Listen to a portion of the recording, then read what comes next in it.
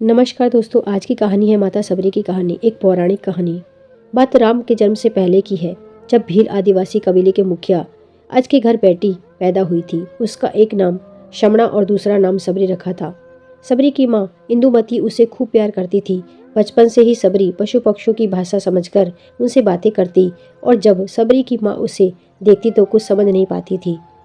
कुछ समय बाद एक पंडित ने सबरी के परिवार को बताया कि वो आगे चलकर सन्यासी बन सकती है। इस बात का पता चलते ही सबरी के पिता ने उसका रिश्ता तय कर दिया। जैसे ही शादी का दिन नजदीक आया, सबरी के घर वालों ने खूब सारी बकरियां और अन्य जानवर घर के पास लाकर बांध दिए। एक दिन सबरी की माँ जब उसके बाल बना रही थी तो उसने माँ से पूछा, इतने सारे जानवर हमारे घर क्यों लाए गए हैं? माँ ने जवाब दिया, बेटी तुम्हारा विवाह होने वाला है, इसलिए हम लोगों ने इनका इंतजाम बलि के लिए किया है। तुम्हारी शादी के दिन ही बलि प्रथा होगी और फिर इनसे स्वादिष्ट भोजन बनाकर सबको परोसा जाएगा। यह सब सुनकर सबरी दुखी हो गई। काफी देर तक सबरी ने उन जानवरों को आजाद करने के बारे में सोचा। सोचते सोचते सबरी के मन में हुआ कि अगर ये जानवर यहाँ नहीं होंगे तो इनकी बलि रुक सकती है। ऐसा नहीं हुआ तो मेरे घर से कहीं चले जाने पर ही यह बलि रुकेगी। जब मैं ही नहीं रहूंगी तब न विवाह होगा न ही बलि प्रथा। इससे मासूम जानवर बच जाएंगे। इसी सोच के साथ जानवरों को रखी गई जगह पर सबरी पहुंची। उसने सोचा कि उन्हें खोल देती हूँ, लेकिन वो ऐसा नहीं कर पाई। उसके बाद सबरी जंगल की तरफ भागने लगी। भागते भागते सबरी ऋषि मुख पर्वत पहुंच गई।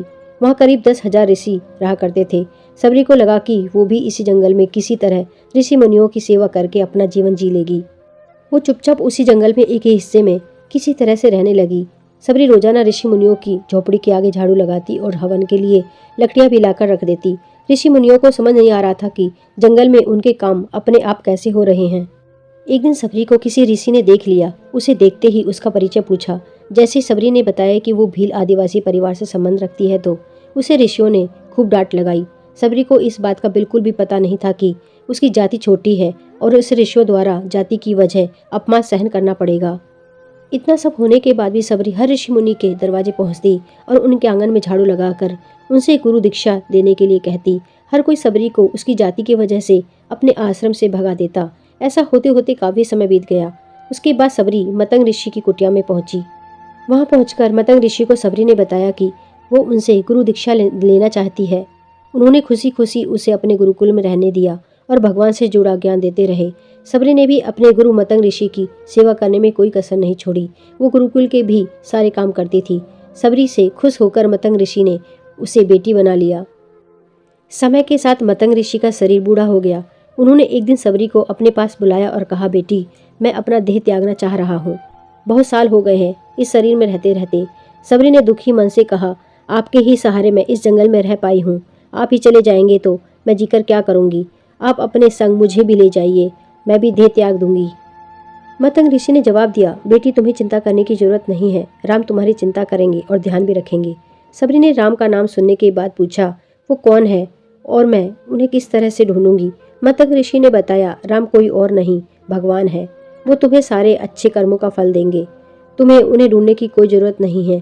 वो एक दिन खुद तुम्हें खोजते हुए इस कुटिया में आएंगे और तुम्हें उनके हाथों ही मोक्ष मिलेगा। तब तक तुम इसी आश्रम में रहो। इतना कहते ही मतंग ऋषि ने अपना शरीर त्याग दिया। सबरी के मन में मतंग ऋषि के जाने के बाद से ही एक ही बात थी कि भगवान स्वयं राम उससे मिलने आएंगे।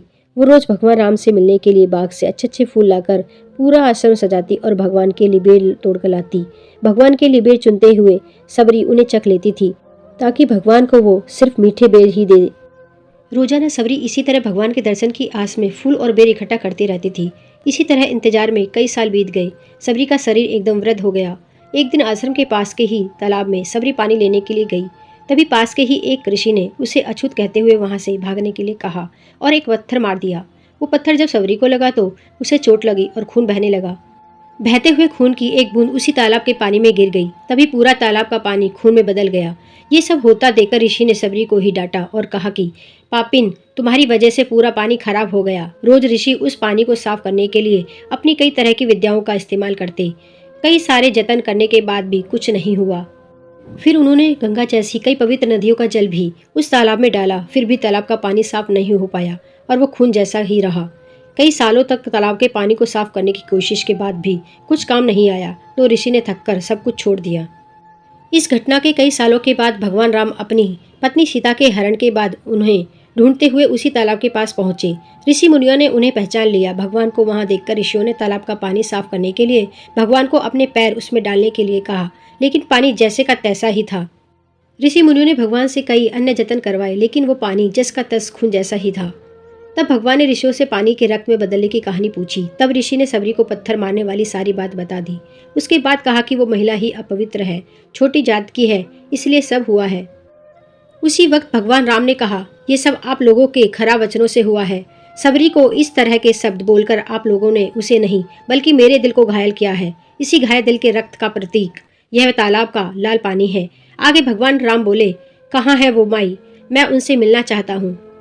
तब तक सबरी उसी तालाब के पास पहुंच जाती है। इस दौरान सबरी के पैर को ठोकर लगती है और कुछ धूल उस तालाब में गिर जाती है। तभी सारा पानी साफ हो जाता है। भगवान सबसे कहते हैं कि देखिए, आप लोगों ने क्या कुछ नहीं किया, लेकिन पानी साफ नहीं हो पाया। अभी सिर्फ इनके पैर की थोड़ी सी धूल ने ही तालाब का पानी साफ कर दिया। भगवान राम को सबरी पहचान चुकी थी। उन्हें प्रणाम करके सबरी ने कहा, भगवान आप मेरे साथ कुटिया में चलिए। भगवान भी खुशी खुशी सबरी के साथ चल पड़े। फूलों से सबरी ने भगवान राम का स्वागत किया। वो सीधे बेर तोड़ने के लिए भाग गई और चक चक कर उनके लिए बेर लेकर आई। उन्होंने बड़े ही प्यार से भगवान राम और उनके भाई लक्ष्मण को बेर दिए। भगवान राम ने भी उतने ही प्यार से उन बेर को खाना शुरू किया। तभी बेर देखकर मुंह बनाते हुए लक्ष्मण ने कहा, भैया ये बेर झूठे हैं, इन्हें आप कैसे खा सकते हैं। भगवान ने जवाब दिया, लक्ष्मण ये झूठे नहीं बल्कि बहुत मीठे हैं। सबरी माई हम सबके लिए ये बहुत प्यार से तोड़कर लाई है। इतना कहकर भगवान राम प्यार से उन बेर को खाने लगे। भगवान ने जाते हुए सबरी माई से कहा, आप मुझे जो चाहे वो मांग सकती हैं। सबरी ने उन्हें कहा, मतंग ऋषि के कहने पर मैं आज तक सिर्फ आपके दर्शन करने के लिए जी रही थी। अब आप मुझे मोक्ष प्रदान कीजिए, मैं अपना शरीर आपके सामने ही त्यागूंगी। उसी वक्त सबरी ने अपना शरीर त्याग दिया। भगवान राम ने अपने हाथों से उनका अंतिम संस्कार किया और सीता माँ की खोज में आगे बढ़ गए। इस तरह से ऋषि मतंग की बात सच साबित हुई और सबरी को भगवान राम के दर्शन भी हुए। तभी से भगवान राम को सबरी के राम भी कहा जाने लगा। सच्ची श्रद्धा हो तो भगवान के दर्शन जरूर होते हैं। धन्यवाद।